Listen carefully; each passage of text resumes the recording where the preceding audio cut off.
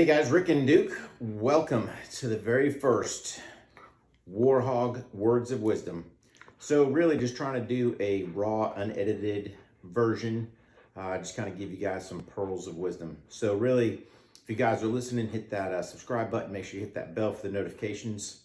You can follow us on both Facebook and Instagram at War HOGG Tactical. Don't forget War Dog Duco. Again, he's on Facebook and Instagram as well. The dog has 2 G's, so make sure you put the 2 G's in there, just like the hog 2 G's, so you can find us there. Anyway, guys, just wanted to kind of talk to you a little bit, reference this crazy journey we've had. Of course, Duke's all burping from just having dinner. But just talk about this crazy, I guess, ride we've been on with him being diagnosed with osteosarcoma. And I figured, hey, what a better way than the first War HOGG Words of Wisdom. Let's just talk about that a little bit. So really, for me, when he got diagnosed, it was an absolute gut punch. I've had Duke since 2012. Obviously, you know, some of you know, some of you don't. He was my retired military working dog, so we've been in combat together. So really, he is fully an extension of me. And to find out that he got bone cancer, man, you want to talk about a kick. That was definitely a kick. We made the decision that we were going to go ahead and get his leg amputated to add to the longevity of life. And man, that was a total emotional roller coaster ride with that. Because again, you know, your partner that you've had for all these years, you know, they're going to take a part of him. And it was just a lot to mentally process. But I tell you guys, you know, if you're ever in that situation, I don't regret it for a moment, because he's still here. To the best of my knowledge, he's cancer-free. We'll find out tomorrow. Tomorrow is his 4th round of chemo. And then in turn, they're going to do some chest x-rays just to verify there's nothing else growing in his chest cavity, which there shouldn't be, because when they amputated the leg, they also took the lymph node, and the lymph node came back clean, not having any cancer. So I don't see why it would have spread, but hopefully we get a confirmation tomorrow. You know, so really the whole process is, yeah, the initial, you know, diagnosis, the amputation. You know, chemo definitely gives him a good kick without a doubt, man. He's nauseous for a couple days later. As you can kind of see, you know, the fur has just about grown back. You know, you can tell a little bit where there's some bald spot there, you know.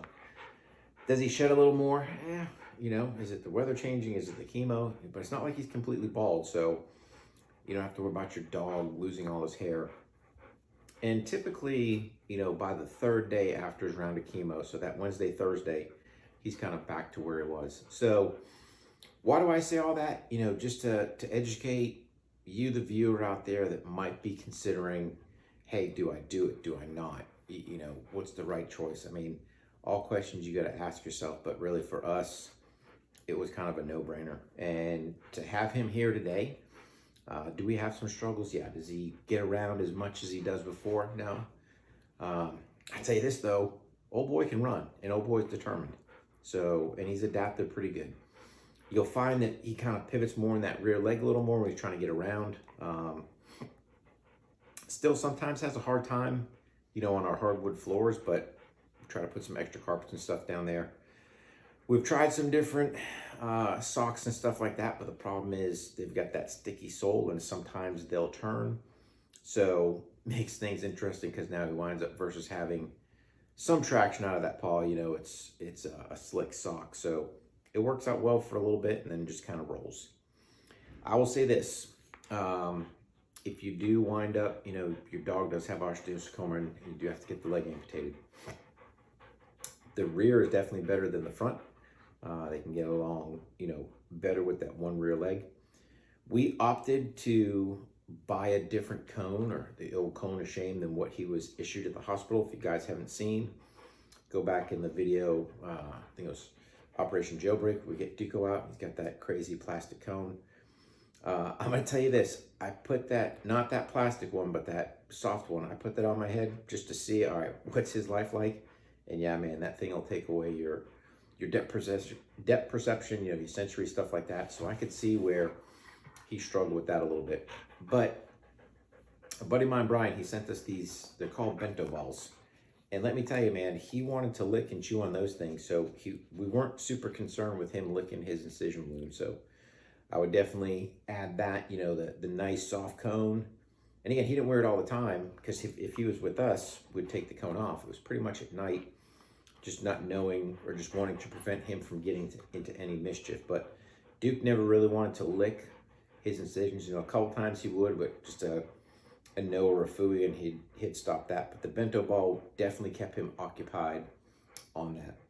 So again, it's just kind of a quick, short story. You know, if you are the viewer out there who potentially has to deal with your, you know, osteosarcoma in your dog, you've got to make that choice for your lifestyle.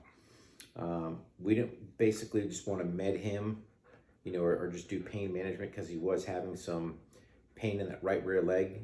We just didn't want to dope him up and then just have the cancer take over. So we opted where, you know, get the leg amputated.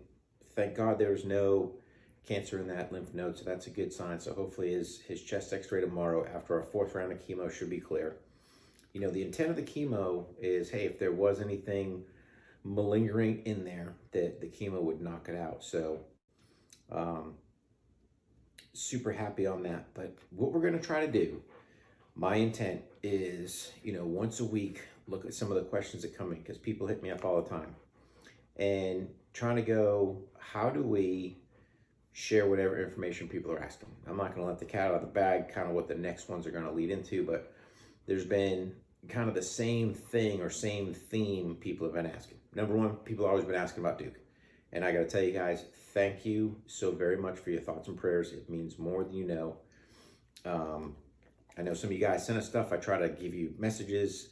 I didn't do the best doing all the videos like I wanted to, between War HOGG Tactical and taking care of him and family, new grandbaby, all that stuff. It just, time kind of slips away, and I did not allocate my time properly. But you guys know who you are, and I want to thank you for that. But really, it's just, how do you educate that person? So I would say for us, the right decision was to take the leg, not to sit there and put him in a medically doped up state and let the cancer eat him up. So give him a little bit of a surviving chance. And I will tell you this, guys, these guys, they are something else. They will adapt. They will overcome. Hasn't quite mastered, you know, getting up the stairs like he once did. That takes a little bit of work or help from me. Same thing getting up on certain spots, you know, so I don't have a problem lifting him up and sticking him.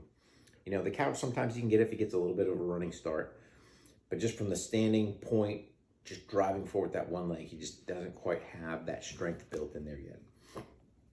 So you got to think, we're about 2.5 months, you know, post-surgery. So actually maybe we're sitting at about 2 months, but it hasn't been that long, and he's done really well, really adaptive. And for us, it was the best decision. You know, I got my dog back. Hopefully we have him for a lot longer. But again, it's just enjoying that time with him. So I guess kind of in closing, guys, here's my thing. So on the way down here, got a text from a buddy of mine. You know, his mom recently passed away, and he made the comment, you know, we take time for granted, and 100% we do. So when you look across the board, whether you're rich, whether you're poor, the one thing we all have is time. And I would just say, be efficient with that time. You know, make those memories last with those people. I tell you, one of my big regrets from the military, I had to take enough pictures. Man, take pictures with your friends. You know, pick up the phone, send that text, tell somebody, hey man, you're thinking about them. Really engage in those relationships, and you can kind of hear some of my other stories or other podcasts I did, why I did, and stories behind all that. But cherish the time you have. You know, maximize every single minute of the day. You know, give to people, make yourself a little better, get those incremental improvements, and really life's not that bad. You know, you might be in a down spout, something's going wrong, things aren't well. You know what? Things can always be worse. You live in the best country in the world, where you have opportunities like nobody else. And I would just say, hey, the cards might be down right now. That's all right. Pick them up, rebuild, and get moving forward. So in closing, guys, you know, for the War HOGG Words of Wisdom, hey man, if if you're in the position and it's suitable for you, go ahead and take their leg. Trust me, these guys can deal with it. The support network out there is huge. If you got questions on it, by all means, shoot me a note. I'll tell you what I can, what I know, and really cherish every single minute of every single day. Every day that you wake up, out of that bed, thank God that you're alive, and just go, hey, what am I going to do to make the most of this day? Harness those relationships, make yourself a little better, and just enjoy it. So, in closing, guys, from Rick and Duke to all of you out there, for all of your thoughts, all of your prayers, all of your support, I just want to say thank you so much. Duke's doing good, everything's straight, and like I said, the intent of the War HOGG Words of Wisdom, and we might change the name, I don't know, just kind of sounded good, a whole bunch of W's, is a raw, uncut video, man, of just me kind of chatting going on, and I figured, hey, what a better way than hanging out here with Duke tonight, waiting for his chemo treatment tomorrow, and say, hey, man, thank you guys, and you can tell he is all rambunctious, but thank you guys for everything, and questions on Osteosarcoma in dogs, reach out, I'll tell you what I know. So anyway, God bless you guys, God bless your family, God bless our troops, and God bless the United States of America.